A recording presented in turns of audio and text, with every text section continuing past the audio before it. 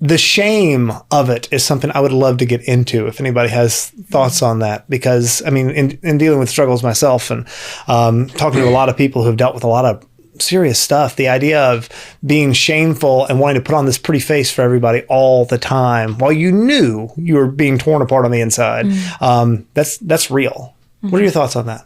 I'll go ahead. So for one thing for me, the reason, growing up, I'm a big food fanatic. I love to eat it. I love making it. And also, actually, real quick, when you were saying about how it was also like kind of desiring love or whatever, I was like, oh, that's interesting, because in a way, when I was younger and people would give me food to eat, I would always eat it because I was like, oh, they're giving me food, I need to show them thing. And I think that's one thing that also is like, I have to finish what's in front of me. So I think that's one thing just kind of like built up over time. But over this past year, I will say I went through a lot of mental struggles.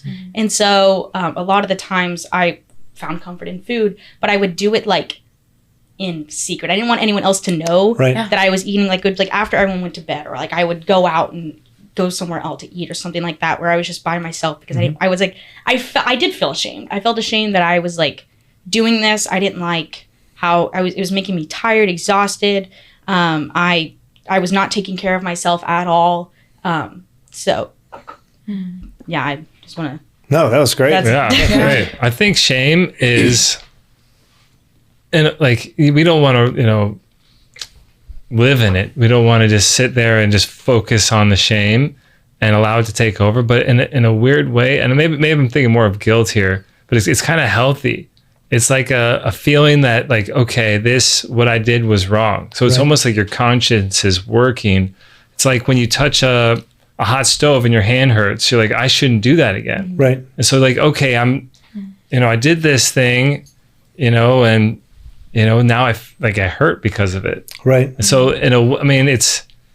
it's easy to think, oh, I need to do it again to kind of like make up for that. But like, hopefully, you can allow that shame to kind of push you away from it. I totally agree. I think shame and guilt, whatever you want to call it, is a tool, right? Yeah. That can be used for good, or it can be used by the evil one to bludgeon us over the head and cause us to retreat more and more inside of ourselves, because I don't want anybody to say, I talk to a lot of young men, and I know pornography keeps coming up, but that's something that I deal with on a regular basis and what I do in my talks and stuff. And what I always say is that shame is good. Like, you should have that regret. But if you're wallowing in it and you're saying, oh no, now my view of myself, I'm now unlovable and I can't be that's when it's being used as a tool of the devil. That shame should be, oh my goodness, I'm better than this. I don't need to do this. This isn't what men do. This isn't what women do. Now I'm going to go talk to somebody. Now I'm going to get help, as opposed to just retreating inside of ourselves. Yeah, it's like, that's why he's called the accuser, right? Like, he accuses you. Whereas in the scripture, in Genesis, Adam and Eve used fig trees to cover themselves because they felt shame. And later